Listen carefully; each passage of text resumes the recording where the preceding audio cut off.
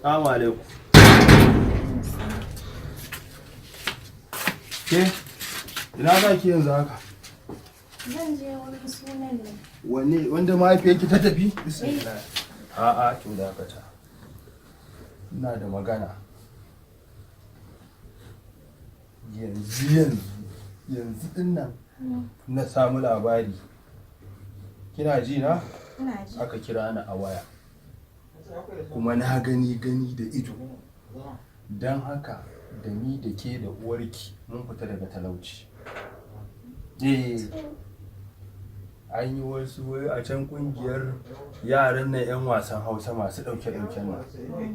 Wata ta maru wata, an yi bidiyo, yanzu an shigar miliyan 50. Daga mari miliyan 50. Miliyan 50? Yi? Kuma 'yar ba tafi ki kyan diri ba tafi ki kyau. Don haka yanzu a ajiye komai.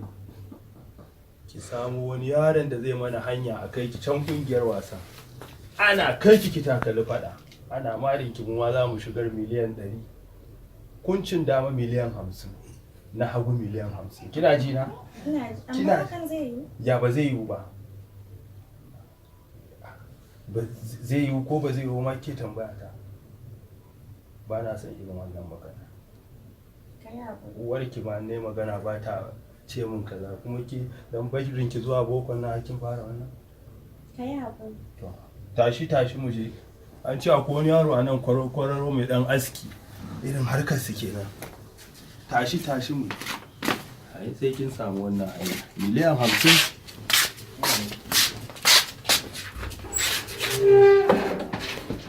Ina.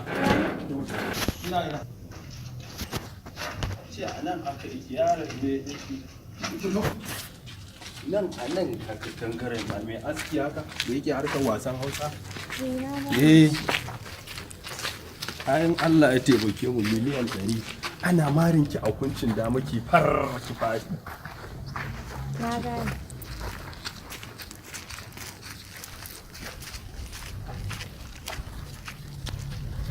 Homa da ke.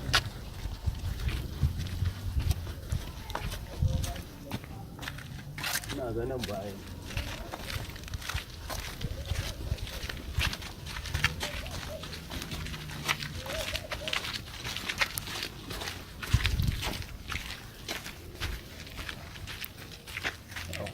Kin gan shi na?